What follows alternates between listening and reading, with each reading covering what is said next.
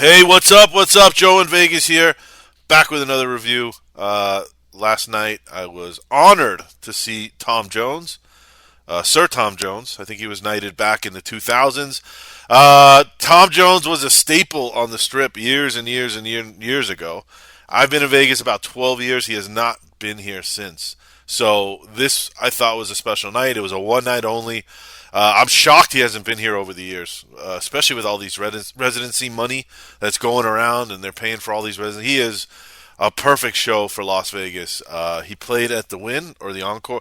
I'm always confused with this theater. It's in the Wynn, but it's called the Encore Theater. I know Wynn and Encore are attached, but it makes it a little fucked up when you're going to park, just so you know. You should park in the Wynn, even though it's called the Encore Theater. So I always mess that up every time I go. So there's a little tip for you. It's the Encore Theater, which is actually located in the Wynn. It's right in between, but it's technically in the Wynn. So it's the best theater, I think, in Vegas. I've said in other reviews, it's probably 1,500 people. Very intimate, and they only have the best of the best playing there. These Lionel Richies and Tom Jones and John Fogerty's. These are guys who are monsters. They are catalog artists. They have hit after hit after hit for decades after decades, and it's so cool to see them in these little venues. I don't know how they pay these guys. I don't know how they do the math to get such big acts in a little room like that. And the tickets aren't crazy. They're normal when they go on sale. They get crazy in the resale for like a night like last night. I saw tickets in the resale were going for $700-800, which is a lot. Luckily, I had two, and it was a great show. It was really something special. You don't get to see guys like this that often. There's not a lot of them left. Tom Jones is a pow. His voice to this day is not to say just as good, but it's held up really well. He's held up really well. I think he said he was 82. He looked fantastic. My own personal preference, and it's one of the only faults I had in the whole show, I would have loved if he came out in a tuxedo, just for the nostalgia of it. The guy looks like he was born in a tuxedo. Like he's just such a he has that look, and he didn't. He came out with whatever. He looked good, just a button-down shirt, but he did limp in. He did have a cane. He explained that he's having hip surgery in a couple weeks, so out of the gate, you kind of realize he's going to be sitting the whole show. And I was wondering if that's going to affect his singing. Sometimes when you sit down, it's on your diaphragm. I think that's right. I don't know. It does. If you sing differently when you're sitting down versus standing up, but he sounded awesome. There was this tone throughout the show with a lot of the songs he picked. I'm not enough of a fan to know if that's normal, but a lot of the theme of the songs and the covers he did were about getting old, and it gave this. It had a double effect. It gave like a little bit of a sadness because everybody in the room was like, "Yeah, me too, motherfucker. I'm also getting old. You're getting old. We're all getting old." It's kind of sad. But at the same time, on certain songs, and I'll get into the set list, it was like, oh my, it was haunting. It was haunting. That's the right word.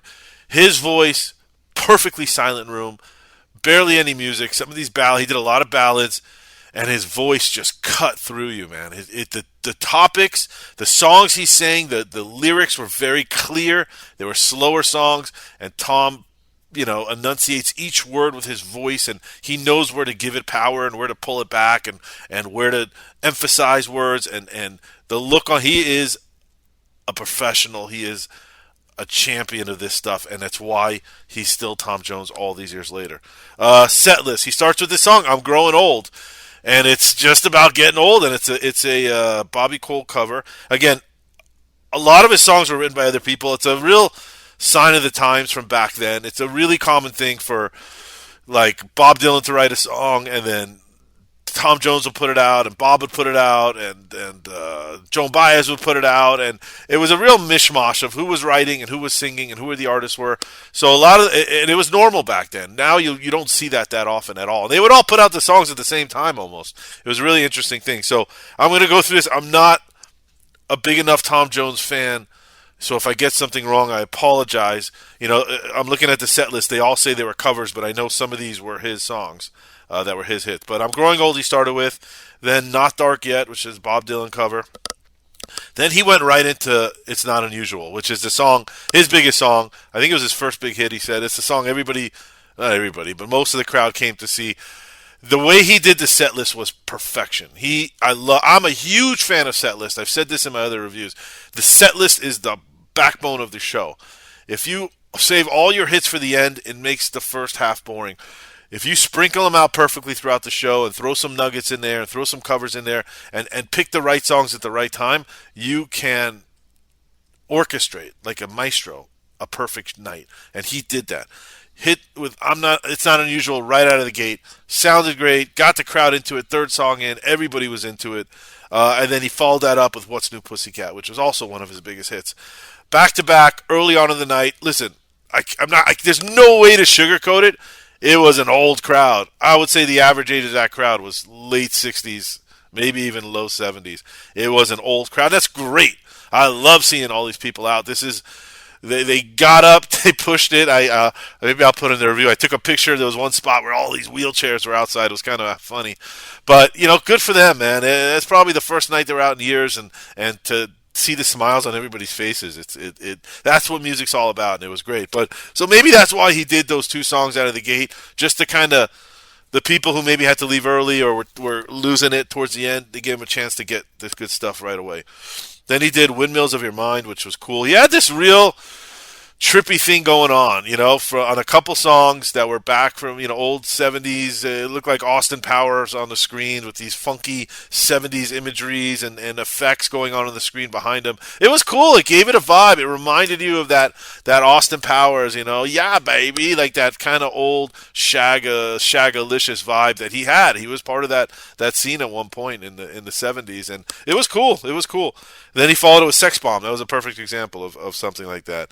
Then he did a Cat Stevens cover of Pop Star, which I think he said the story. Cat Stevens wrote it, but I think gave it to him, and he turned it into a hit because Cat didn't want to do it. Green Green Grass of Home. Then he did this, which I'm a big Bob Dylan fan. He did One More Cup of Coffee, Before I Go, The Valley Below. Great version. Just, he's full. Tom can sing anything, man. So you take a really cool song like One More Cup of Coffee from Dylan, and he was talking about, these shows, it's not just songs. In between each song, Tom's telling stories, of songwriting and the beauty of songwriting and stories that happened to him over the years. And the guy's seen everything. And just to hear an artist like Tom Jones appreciate the music and the lyrics of Bob Dylan that so much that he sings his songs, these obscure songs like One More Cup of Coffee, in his live show in Vegas, it's fantastic. And it was a great version. Talking Reality Television Blues. Then he did these two songs back to back. In my opinion, shut down the crowd. Two very emotional songs. I Won't Crumble With You If You Fall, which I think was a hit for him. And then Tower of Song, which was a Leonard Cohen song. Both those songs back to back, something about Tom. His voice was in the spot right there. The lyrics were incredible. Everybody in the crowd looked like they were crying. That was for me when the show went from wow, this is really good to wow, this is something special. Then he went right again. He's so good at this. This is what I'm talking about. Those two songs he had everybody in the palm of his hands during those two slow, powerful ballads, and then boom, he hit him with Delilah, which is a big song of his. It's a happy song. I mean, I know the lyrics aren't happy, but it's a big, sing along kind of song, and that is why set lists are so important and have to be thought out, because it was boom, boom, and then he had it. He had everybody at that time. Then he did Lazarus Man. He did You Can Leave Your Hat On. Everybody knows that song. If I Only Knew. And then he did Kiss, that was made huge it was a hit, I think a hit for Tom, and then it was huge by Prince, which sent it to an iconic status of song. So to hear Tom do it, awesome. And again, he had the crowd. Kiss, everybody was into it. And then he followed up with the song called One Hell of a Life. I don't know if that was one of his songs or someone else's songs. Also, the words were, and he talked about it, like, we're getting old. Like, make sure you have one hell of a life. And to hear a guy like Tom sing that in that voice and looking at his face, and he's singing with so much passion. And you'd look at this guy and you're like, dude, you had one hell of a fucking life. You're 82 years old. I think he's a judge on The Voice in the UK, which, back here we don't understand how popular that is, but he's still very popular and he's beloved. One of these guys beloved for decades, for 50 years, 60 years. It's really an incredible thing. And man, you've had one hell of a life. Congratulations. You can anybody in my shoes can only strive to have a life like he had. And then he closed it out with strange things happening every day. All in all, just a great, great show. I pray he comes back. He says he's had a lot of hip surgeries and COVID and this and that. And he hasn't really been able to tour the States. He's doing like 20 shows now. Then he's getting a hip surgery, I think. And I have a feeling he's going to have a residency here at some point, like all these other guys. The money's too good. The place was packed. And like I said, tickets were freaking expensive. And the place was completely sold out. Great show. I'm giving it a 9.6 out of 10. Almost as good as it gets. Wonderful night. So happy I went. I had to if you listen to my other review, which you should, I had to make a decision over Eddie Vedder, and I made the right decision this week for sure. Thank you, Tom, for that show. Thank you for all the years. If you ever hear this, and subscribe, comment. Let me know if you've seen him. Let me know if you were at that show. Leave your comments. Try to be nice. Subscribe, and thanks for listening. I will see you at the next show. Bye bye.